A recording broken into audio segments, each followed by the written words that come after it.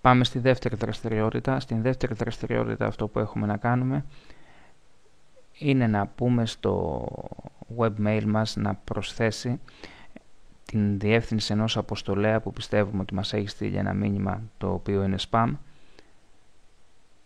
στη μαύρη λίστα, προκειμένου αυτός ο αποστολέας να αντιμετωπίζεται από εδώ και πέρα σαν spammer και τα μηνύματά του να αντιμετωπίζονται ανάλογα. Θα δούμε τι εννοούμε με το ανάλογα. Έχω μπροστά μου ένα μήνυμα το οποίο θεωρώ ότι είναι spam, το ανοίγω και στη συνέχεια κάνω κλικ στην επιλογή μαύρη λίστα. Όπως βλέπουμε έχουν συμβεί 4 ενέργειες. Θα επικεντρωθούμε στις 3 τελευταίες, οι οποίες είναι ότι η διεύθυνση αυτή προσθέθηκε στη μαύρη λίστα μας. Μπορώ να διαχειριστώ τη μαύρη λίστα από εδώ, καθώς επίσης και το μήνυμα έχει διαγραφεί. Πατάω για να πάω να διαχειριστώ τη μαύρη λίστα μου. Βλέπω ότι στο πλαίσιο κειμένου αυτό υπάρχουν οι αποστολείς οι οποίοι έχουν χαρακτηριστεί σαν spammers από μένα.